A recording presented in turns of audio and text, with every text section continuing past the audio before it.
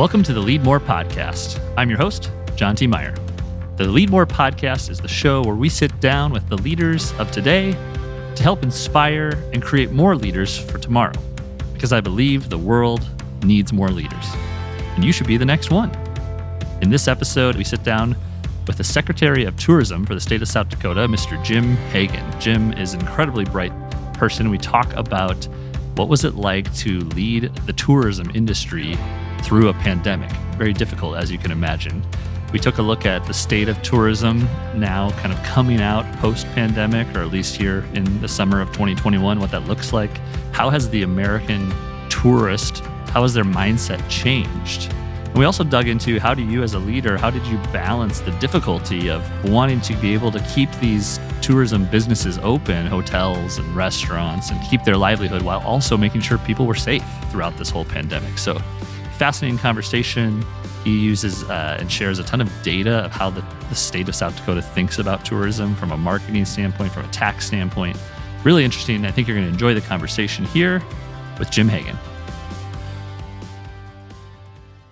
All right, welcome to another episode of the Leadmore podcast. I'm here with the Secretary of Tourism. Is that the official title? That's my official title. Okay, yes. Jim Hagen, welcome. It sounds so official, right?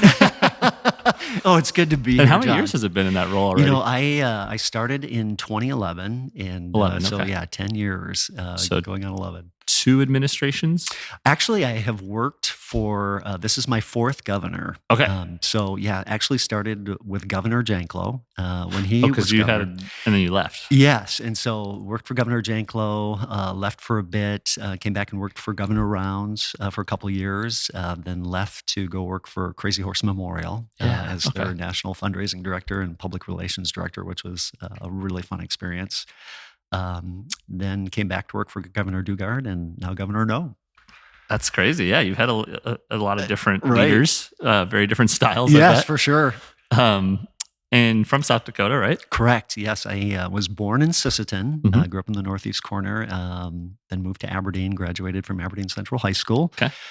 Then went to university at the University of Southern California in Los Angeles. And You spent some time in a couple cities, right? Were you Chicago or? mainly it's been Los Angeles as a major city, but I've traveled quite a bit around the world, which has been great. And there's a lot of places I'd love to live. Love living here, but man, I wish I could teleport myself daily into Which about makes a dozen sense if you're a different cities. tourism guy, right? You appreciate new places and adventure. Absolutely.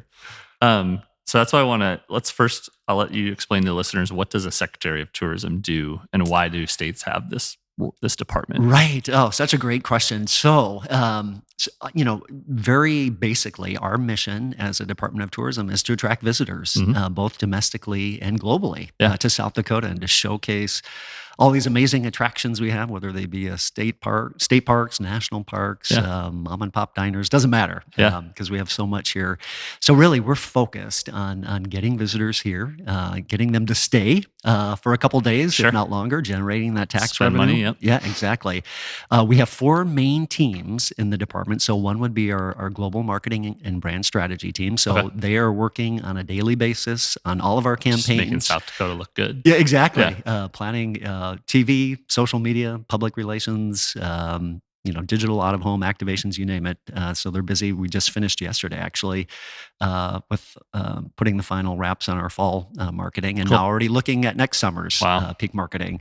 Our second team is our industry outreach and development team, and they're really focused on connecting with the tourism industry, all businesses really, plugging them into the department, educating them on ways that they can plug into our marketing and things that we can do for them as a business. We have a global media and PR team, 24/7, 365. They are pitching South Dakota globally to global journalists all over. Our PR firm that we work with is based in Manhattan, which has been phenomenal for us because it's opened a brand new world. So we've just had some excellent coverage in travel and leisure. We had a great segment last week on the Weather Channel.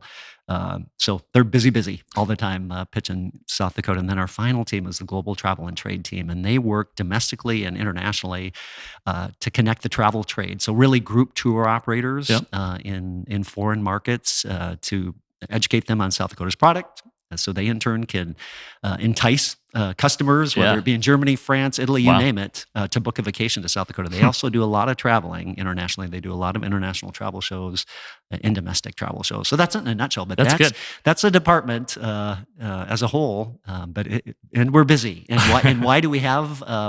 There are some states that don't really support, I would say in a major way, their tourism departments. There have been states in the past that have completely defunded their tourism departments. And these are great states that have a lot to offer. But, we're blessed in South Dakota. We do, we may not be a New York or a California, but we have a lot to offer here. And not only, visibly with attractions, but culture and heritage and the arts. So. And I'm sure, obviously, as a smaller state, we all have sort of different scale there, but tourism would be one of the larger industries in our state. Yes. So depending on the study that you see, the second largest industry to the fifth largest industry, it kind of varies. But so top 5 for sure. Yeah, top 5 for sure. Employing nearly 50,000 South Dakotans. Tourism generates 50,000. That's a huge percentage. Yeah, of our it is. 800,000. It's one out of every 10 jobs, one out of 11 jobs is in tourism.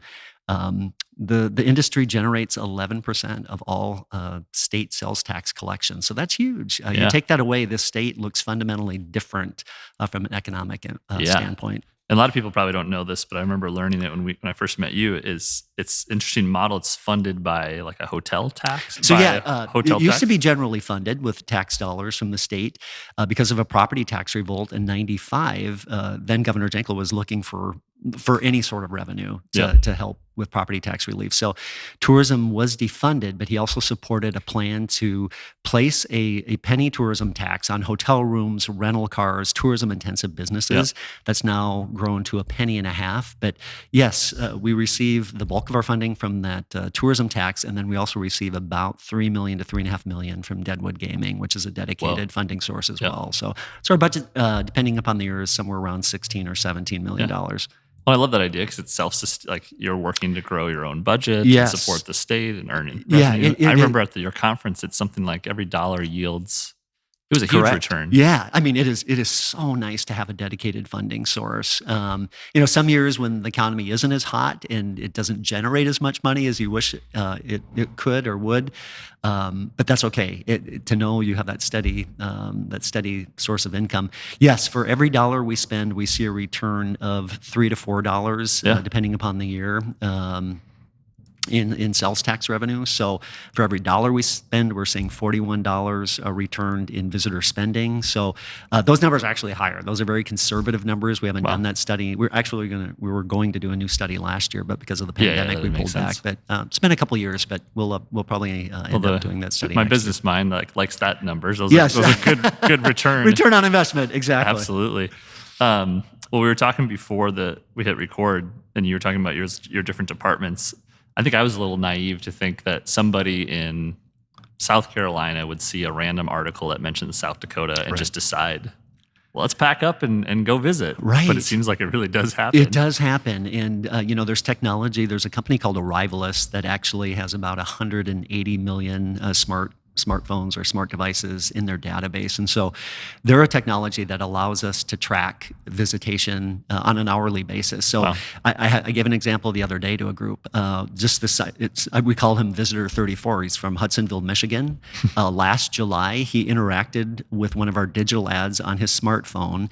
24 days later, we saw that he crossed the South Dakota border. He stopped in Sioux Falls for 4 hours, got back on I-90, and then made stops along I-90. His eventual destination was Sturgis, where he spent 8 or 9 days. And so he was obviously there pre-rally. But to have that sort of technology that allows us to track those sort of visitors. But John, I've got to tell you, through the pandemic and even before that, we are seeing visitors from parts of the country we have never seen them before. The growing interest in the Pacific Northwest, from California, we just added Dallas, Texas as a new primary market. Things are exploding for us from Dallas, and Houston is starting to grow in a big way too. Interesting. But we're seeing a lot more visitation from Florida, from the East Coast. Some of that's attributed to them, seeing our marketing. Some of it's attributed to news articles they may be seeing about the state. folks who are saying things about Governor Nome. We have direct flights now out of true. Rapid It's City. easier to get here, yeah, directly to Newark and Los Angeles and San Francisco. So, all of that is adding up in our favor.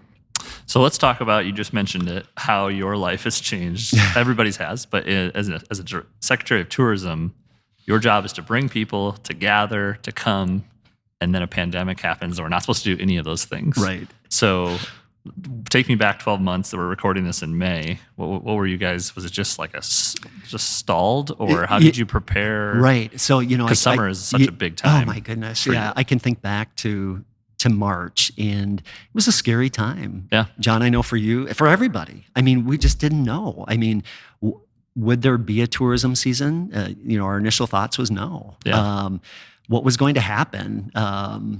What would happen to our businesses in this state, our hotels, our motels, our shared rentals, our campgrounds, I mean, just everything. But, as we found our footing, and the first thing we decided to do, John, was when we're not going to panic. And I immediately was not only messaging to my team, but to the industry as a whole, saying, listen, so many uncertain things right now, but one thing we're going to do is we're going to stay focused. We're not going to panic. We're going to get through this. Yeah. And so we just found our footing through March, through April, and then we really began to see the number of inquiries into our department, folks who are contacting us saying, despite this pandemic, which seems a bit crazy at the time, we're traveling this summer and we're still going to take a vacation. And so we started hearing that more and more. So then we started doing a lot of research, consumer surveys, and just tracking on a daily basis what are consumers saying. And there was no question that there was a huge swath of the American public that, despite being at home and not being able to do anything, one, they still wanted to learn about destinations. They wanted to be inspired. They wanted to dream of that day that they could take. That they could take a vacation. So we decided, you know what? We're not going to go black with our advertising. We're going to find those receptive audiences, and technology allows us to do that and to target them. And we're going to message to them saying, and it's not going to be an active message saying, oh, you must come to South Dakota. Yeah. What our message is going to be to them is, hey, feels listen, right. It's a scary time right now. There is no question. But we want you to know that South Dakota will be waiting.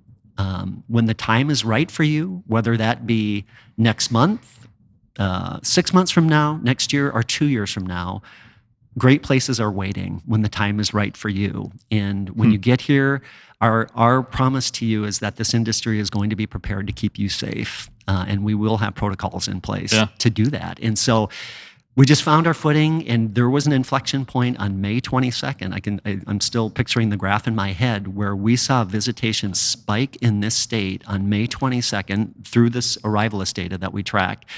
And then over Memorial Day, and then the blips just started going up and up and up all the way through the fall. Yeah. And so one thing that we kept stressing, and I'm sure they were sick of me, but every single week, several times a week, I was communicating with the tourism industry as a whole saying, visitors are coming, make sure you're keeping them safe. Yeah.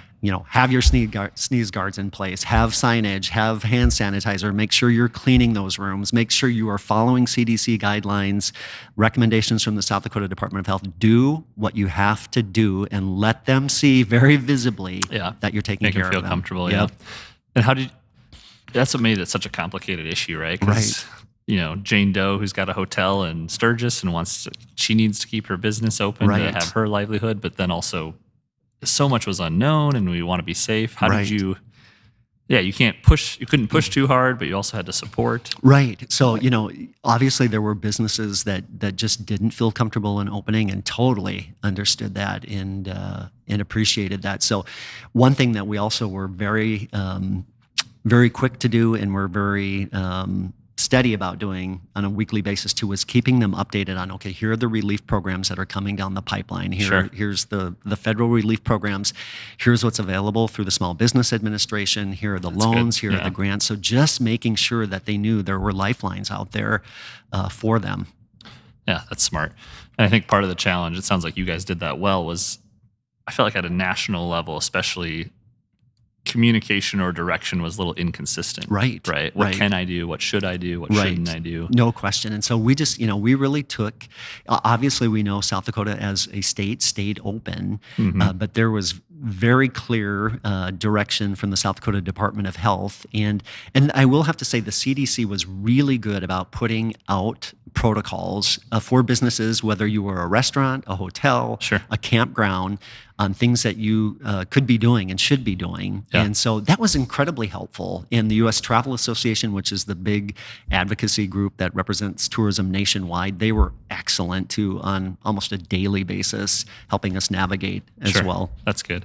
And I think that's what we've learned now is, I mean, obviously the vaccines is a huge win, but we just knew so little a year ago.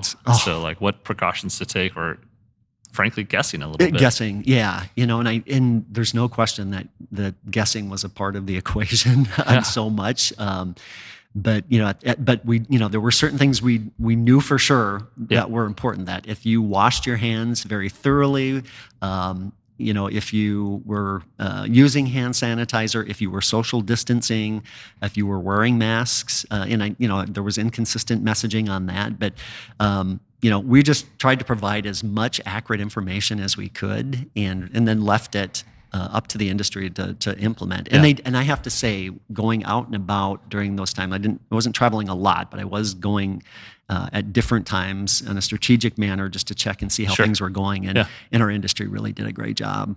Well, I'm sure on the topic of leadership, in a way, your constituents are anybody in the industry, right? Right. Look to you to guidance, and it sounds like you guys gave it consistently and said as much as you knew. And right, exactly. And I think it's important to do. And we learned lessons too, that if you're in this position, people are looking for leadership, and with leadership, you have to, as best you can, provide as accurate information as you can. If something wasn't correct, we'd message out soon saying, "Hey, here's an updated guideline," or whatever. But communication, constantly communicating and communicating whatever the latest news is so important. Did you feel at all in your leadership role like a push and pull from what you needed to do in the tourism industry, but versus maybe what the governor or the administration was driving toward? Right. So I mean, there's no question South Dakota stayed open, and that was the direction that we were heading. So what I said to the industry was, listen, this is where we're at as a state. So how are we going to respond? If we're going to be open, then let's do what we have to do to make sure that those people who are still traveling are going to be safe when they're here. And so the direction was clear in terms of where the state was heading. And so, okay, if that's where we're at, then our responsibility as a department is to make sure again, that we're messaging out to you, do what you need to do to keep everybody safe. Yeah. And serving for administrations, I'm sure you've learned that the pandemic was probably the most controversial, but taking a direction and following it and making it appropriate to your industry is not an easy thing. No, and it's and it, like you said, it was just such an uncertain time with so many question marks that but yeah, I think one thing that you can do is when you have the direction and when you have the parameters of where things are at, then you figure out a way that you adjust to make sure that it's working for the industry, for the team, whatever. So the level of just even the level of technology analytics that you guys do is pretty robust and impressive. And anytime the word South Dakota gets mentioned online, I'm sure you know about it. Right. So we had both good press, I think, and probably some bad press a year ago. Right. And depending on what side of the media, like how do you deal with that? So there was great press, there was negative press. I'm one of those people, John, who subscribe, and others do too, to the notion that all coverage is good coverage at the end of the day. All exposure is good exposure, whether it's good or bad, because South Dakota is getting top of mind, or is top of mind. And which isn't usually where we exist. No. And so there is no question that over the last year, the interest in this state has just absolutely exploded. I mean, with interest that we have never seen before from states we have never seen before. And it's exciting. It's an exciting time. And yes, I hear from visitors who say, I don't agree with, with how you've handled the pandemic, but um, my interest is piqued, and so would send us a Interesting. vacation guide. I personally heard from so many visitors. So, but even the one thing that really struck me too about people we were hearing from around the country was they knew the situation everybody was in. They knew that there were still a lot of questions out there, and governors were doing their best to approach the virus as they saw was in the best interest of their states. Yeah. So I think there was some empathy and sympathy out there saying like, hey, listen, it we're not going to not come to South Dakota because we disagree. Now, certainly you have that segment out there Yep. who say, I'll never step foot in South Dakota. And it doesn't matter what it does. We hear that before the pandemic. Sure. Different Sure. things, Yeah. But, Yep. but no, again, to hear from people who just said, hey, we saw an ad or, South Dakota's never been on our radar before. It is now. Don't necessarily agree again with stuff that you may be doing, but we sure would love to see Mount Yeah. Rushmore. We sure would love to see Sioux Falls or whatever. Yeah. So that's been kind of fun. And I'm curious, just as a communications person, like when the governor decides to make a big commercial and a video, Mhm. how much of that, even just the direction of that video, is driven from you versus what she wants to say, or Yeah, is no, that collaborative? Or No, it was very collaborative. Okay. And so, there was no question too, John, that there was, we were seeing a huge swath of potential visitors who really were inspired by Governor Noem's approach to the pandemic and said, hey, I want to come to South Dakota. And so, we just took advantage of the exposure that she was getting nationally. And in fact, I just saw an ad last night for Alaska, and the governor of Alaska has now cut a tourism spot Oh, really? for Alaska, touting the same. So I think we were a little bit ahead of the curve here. But no, we just collaborated with the governor and said, here's a message that we think would resonate. And I have to say that the feedback we got from that nationwide ad, and it was really our first national campaign that ran, but it showcased such amazing images of South Dakota. The message was just very, again, great places are waiting. Sure. And we'd like to invite you out when the time is right for you. Yeah. And yeah, the feedback, but our numbers for 2022 just were so far above and beyond what we expected that they would be. So Yeah. How would it have compared to a normal year? Down? yeah. So a normal year, 2019, we welcomed 14.1 million visitors, which was a record for us. Wow. So in 2020, we welcomed 12.6 million. So that's a pretty strong number It's not far off. in Yeah. a pandemic year. In a And record, obviously no historical precedent for right? looking Exactly. at that data. Yeah. Right. In terms of spending, 2019 was a record year with visitor spending, and visitors spent $4.1 billion. In 2020, they spent $3.4 billion. So Okay. to only be off $700,000 Per million, right? Yeah. It was, that's astronomical. Sure. Those are huge numbers. So last year in 2020, South Dakota was either the first, second, or third best performing state throughout all of 2020 in terms of bookings. Wow. And today we are the best performing state in the country when it comes to visitation and visitor spending. We're still seeing parts of the country that are down 45%, 50%, 80% in visitation visitor spending. We're down about 3.9%. And so that's been tops in the nation, I think, the last 2 months as the best performing state. So, and I have to say for 2021, with the vaccinations rolling out and just the optimism that people are now feeling like, Yeah. okay, things are looking so much better and so much brighter, we're already setting all sorts of records. Our website traffic over the last 30 days is up about 190%. Our inquiries and then our completions, which would be people requesting a vacation guide or signing up for e-newsletter, is up 218% over the last 30 days.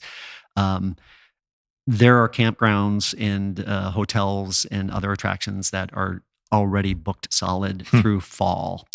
In fact, I was in Deadwood, South Dakota last week speaking at their annual chamber banquet, and I asked a few business owners, so what are things looking like? They said, actually, our March and April have been equivalent to what we see in July and August. It's been that busy. Well, and so, yeah, it's people are ready. A lot of states and cities are now seeing that. So, yeah. And I think it's been interesting to see how the way people travel has changed. Yes. I have a friend my age who's probably 30, she's a little younger, 32, and she and her husband bought an RV. Oh. Probably not a thing that a typical early 30s family is buying. They have 2 little kids. Right. And they bought it last year and they've traveled that way, right? So I think in our state, probably more camping, more outdoors. No it's question. Safer, cleaner. Yeah. So what consumers are saying is, one, they feel safest traveling by car. So Sure. and the American road trip is back in a major way this summer, but it's going to be that way, in my opinion, for at least the next 5 to 10 years. Yeah. So, which is great.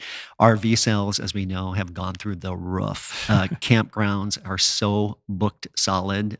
It's crazy. So, and that all plays well in our favor because we have a lot of that. It bodes very well for us. So when in fact, on a weekly basis, the question is asked, where are you going? What experiences do you want to have over the next 3 to 6 months when you take your vacation? So, of the top 6, this has been crazy. Rural destinations and small towns has been either the number 1 or number 2 thing that consumers are saying. Right after that is beaches and metro areas. Then they say state or county parks, then national parks, and then mountain destinations. Okay. So of those 6, South Dakota has the beaches. 4. Yeah, South Dakota has 4 of those in spades, but never before have I ever seen small towns and rural destinations be the number 1 thing that visitors say they want to experience. But I can understand that too, because there still is a desire to get out into the great wide open, to still socially distance. I think the mindset of the American traveler has definitely changed. Of the global traveler has changed. They are going to look at trips in a different manner, and safety is going to be top of mind for them. So if they can go to an area that they perceive as being the safest or safer than something else, and again, I don't know that mindset is going to be changing anytime soon either. Yeah, I mean, the Black Hills is very different than Disney World. Right. Yeah. Exactly. And so, those surveys have been absolutely. So that probably changes the way you communicate as well. It does. In terms of what you're focusing on. Absolutely. And so to know that and to already, that really has been our focus through the years anyway, is our great outdoors. And a couple of years ago, we put a renewed focus on outdoor adventure in South Dakota. And so, that everything is falling into place nicely for us as we start to find our way out of this pandemic and get out of it. And it sets us up. You got to kind of sell the shiniest things you have. That's right. And that plays well in this climate, probably. That's right. Exactly. So, so moving a little away from a pandemic, one question, and I think I didn't know this world until we first met and did a little work together with Lemonly. And what do you wish people knew about the Department of Tourism that they probably don't? I would say 2 things. One, I think they would be really surprised, John, by the level of sophistication that we have in place for tracking what consumers are thinking, what they're saying, what their actions are. We have the ability, as you know, as a marketing guru, that we can track behavior. And so if someone is interacting with an ad, we're automatically tracking what kind of music they listen to, what kind of websites they're visiting, what their interests are, and we're really bucketing those interests, and so we can continue to remarket to them based upon what we can see those interests are. Sure. And so, same if they're coming to TravelSouthDakota.com. Looking at which pages they visit, are they converting or not, to be able to then retarget them with those pages. Say it was tribal tourism or tribal culture, to continue to remarket to them just based upon those interests. And if it is, and to encourage them to convert. So if they don't convert with us, they immediately get a follow-up email, literally within 48 to 72 hours, just thanking them for stopping by. And then if we don't see any conversion there, then they'll get a postcard from us within 7 to 10 days, also encouraging them, hey, saw you stop by. Cool. Still would love to welcome you to South Dakota. So the level of sophistication that is in place is pretty amazing. The other thing is tourism is more than just fun activities and fun places to see and awe-inspiring places to visit. It's serious economic development. I mean, we really look at our role as being the front porch or front door to economic development. It's what we call the halo effect. Sure. So as when people come to South Dakota from outside our borders and they have an amazing time, they see our quality of life, they see the vibrancy of our communities, it makes them. In fact, I just got an email last week from a couple in Texas, and 10 of their family members had come, and she said, you know what, we come from a great state. We're actually thinking of relocating to South Dakota because we've had such an amazing time. We're just blown away by our experience. So when those visitors come, we also hope to change their mindset to think, wow, what would it be like to relocate here and work in South Dakota? What would it be like to send our kids to college here? What would it be like to retire here, expand a business, start a new business, send our kids to a university here? So it's much more than cool pictures and great experiences. We want to have a ripple effect we want to change their mindset. We want to get them to consider South Dakota as a new home, or to start that business or expand that business. And I've heard those stories here in Sioux Falls with real estate just being bonkers. Right. People saying, oh, they paid $50K over as a family from California, right, or moving from New York. Exactly. Yeah. So those would be the two things that I want people to understand is, it is a very sophisticated operation. There's very little guesswork anymore in the marketing that we do. Technology has allowed us to really hone in on audiences and know exactly who our audiences are, what markets they're in, what platforms they're on, and then that tourism is serious business. And I bet that's changed tremendously from 2011. Oh when you my started. Goodness. The changes just in the last 10 years have been phenomenal. Because I can say even in 2011, there used to be a Dilbert cartoon that said, Dilbert is saying, marketing, all it is drinking and guesswork. So it's like the Don Draper. Exactly. And there was probably a lot of truth to that. And there still was guesswork there was still guesswork in 2011. I can say 10 years later, that there is very little guesswork. We know exactly where we're heading, who our audiences are, what their interests are, and how we need to reach them. Well, I have to laugh with your story about, was it person number 34? Yes. And the folks in the kind of anti-vax community who are saying they're going to put a microchip and track us. It's like, they already are. You already are. Thing. If you're on a tablet or if it's in your pocket. Exactly. There are bigger things to worry about. But that's funny. Well, as we kind of move toward the end here and think about leadership, we were talking briefly, so I want to ask you about it before we hit record.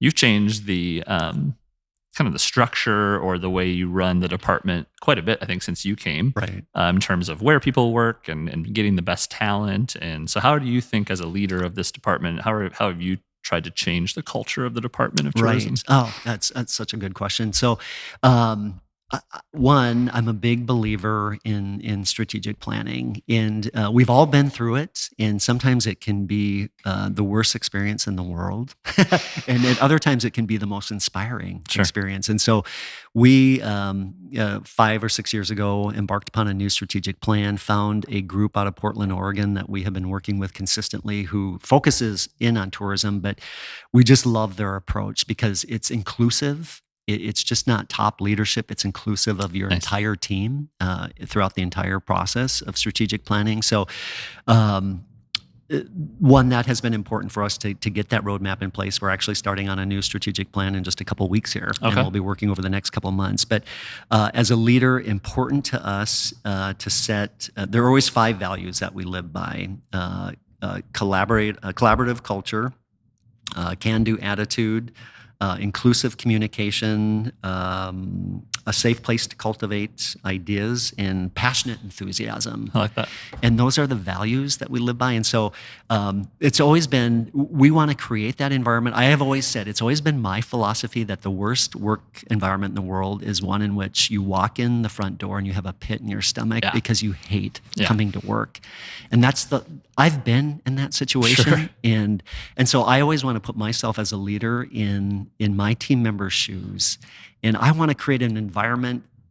I want to work in an environment that is open, is fun. We're working hard. We've got a mission, but people love coming to work. And so I want to work in an environment like that, and I want my team members too. Yep. And that's important. So we've also, we were open way before the pandemic in remote working, in finding the talent that we needed. Not always easy to attract people to pure South Dakota. Yep. We got that. And so we started adding more team members who were working remotely. Which makes so much sense too, because you're serving the corners of the state. Exactly. So, our marketing director is based in Spearfish. We've got a couple people based in Sioux Falls. We just hired a brand new photographer and videographer. He'll be based either in Vermilion or Sioux Falls. Okay. But it made so much sense for us to attract that talent and to be able to accommodate them, and then just also. We were utilizing technology like Zoom before people even knew what it was. And so it's just pretty quick switch. It was a quick switch for us. Yeah. And so anyway, we also, we want to create an environment where we're not afraid to try new things. And if we fail, so what? Sure. I mean, no big deal. We'll just pick up and try something else. But yeah, I want people to feel like they can take risks and they have the freedom to do what they want to do and to try new things. That's great leadership. Yeah. Well, we'll finish with the rapid fire, but it's sort of the last question I want to ask. I won't ask you to pick your favorite destination in South Dakota, because I'm sure you get that all the time. Yes. It's sort of like picking your favorite kid. Yeah. But maybe what's the for locals, what's maybe the best unknown destination? I grew up taking the stereotypical trip across I-90 to the Black Hills and doing, Mitchell and doing Chamberlain and doing Wall Drug. So what's one that I maybe don't know about? I get asked that a lot. And one thing that I really encourage people to do is to start exploring I-29. Too. So, whether you're starting down in Vermilion, and exploring, if you've not been to the National Music Museum, and they have this huge new expansion going on, and they'll be open next year officially, it's a world-class museum. It's the best in the world. So, but all these cultural experiences that you can have on I-29, there's a lot of arts and culture, wineries, fun breweries, but you've got the Redland Art Center in Watertown, Storybook Land in Aberdeen and Wiley Park, which has been named one of the top 10 municipal parks in the country. I mean, it is phenomenal, especially for families. I mean, Storybook Land is incredible. My favorite gem of a state park is Ashicha Hollow State Park up near Sisseton, which is absolutely, it's what I would describe as a forest in the prairie. It is so thickly forested with things like oak trees, maple trees especially. I think it is one of the best places in the country to see fall foliage. It is stunning when those maples change to that orange and red.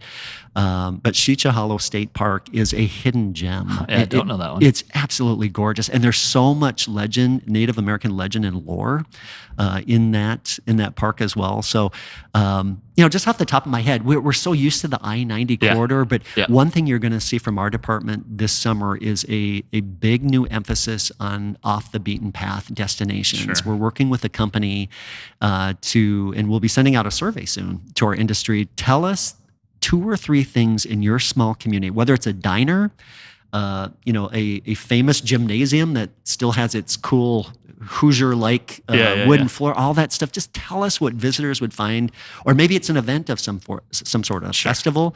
Tell us what they are, because we're going to start putting a huge emphasis on rural South Dakota, those off the beaten path destinations, and we're excited. There's just so much. I mean, and there's a lot I don't know, and our my team doesn't know. Yeah. And so it'll be exploration That's and great. for us too. You get so much pride when you ask the locals, right? Oh my goodness. Yeah. And there's some really good stuff out there that, we just don't know about. Sure. And so I'm going to be a judge in a few weeks at Czech Days down in Tabor, which I think is an incredible ethnic festival. And so our job as a department is to help put a spotlight on those events, festivals, and off the beaten path places. Well, we'll finish with a few just to get to know you a little bit better. I don't know if you're a reader, but what's a book you'd recommend? Goodness, I get asked that question all the time. I do a lot of reading. I'm reading a book now called A Lesson Before Dying, which I would recommend. It's a short book. I just finished a book called Battle of the Brothers, which is kind of, if you're a fan of the Crown series. Sure. So the creative director or consultant wrote this book about the royal family. I'm reading a history book right now. So I read multiple books at one time. Yeah. So I'm You're reading. probably on the road a lot. Yeah. So I'm reading a history book now, which literally starts from the day one of history and will work itself all the way up to modern day. So that's a thick one. It's a huge book. And I've got a closet full of books. So I don't have a favorite one, but A Lesson Before Dying is a book that I just read. I just read The Dutch House, which I thought was a really interesting book. So I've got an eclectic taste. I like it. Yeah. But I love to read anything. Cool. I don't really care what it is. Cool. Yeah.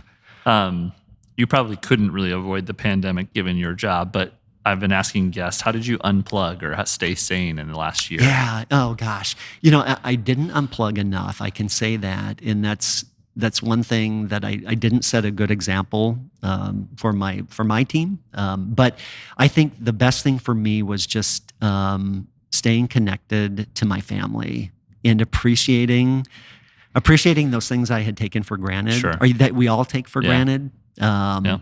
Life, family, love, faith, all those sort of things.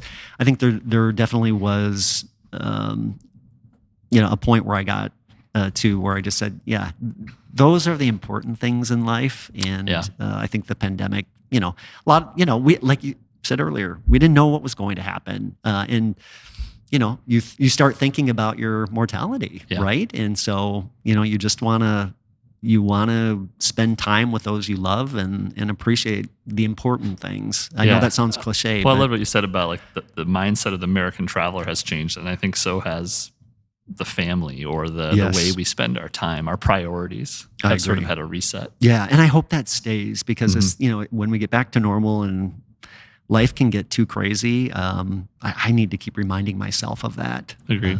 So, Jim, what do you think is your superpower? Oh, gosh. The one thing you do better than anybody else. We ask this question too when we bring in folks who are interviewing for jobs. Or if you had one superpower, what would it be? And we do get some really interesting answers. I guess my answer has always been I would love to have the ability to teleport instantly anywhere in the world. Sure. But I would also love the superpower of knowing what people are thinking. I would love to know tomorrow's headlines today, those sort of things. But I would say teleporting. Yeah. Like if I could go see, some great friends in Paris, if I could go see them today and teleport Come in a right minute. back to work tomorrow. Yeah, absolutely. I agree. And lastly, who are the leaders that have shaped who you are? Whether people you work for or people you study? Or... Yeah, that's a good question. So when I was younger in my career, I started working for Governor Janklow, helping him on his campaign. I didn't know Bill at all when I started working for him. I just sent him a letter out of the blue, and through a long set of circumstances, he hired me to work on his campaign. And then when he became governor, I was a senior aide, got promoted to deputy chief of staff within 3 months. And then 6 months into his term, he asked me to be his chief of staff. I was 26 years old. No way. John. Yeah. Wow. And just naive and green and didn't really know the legislative process.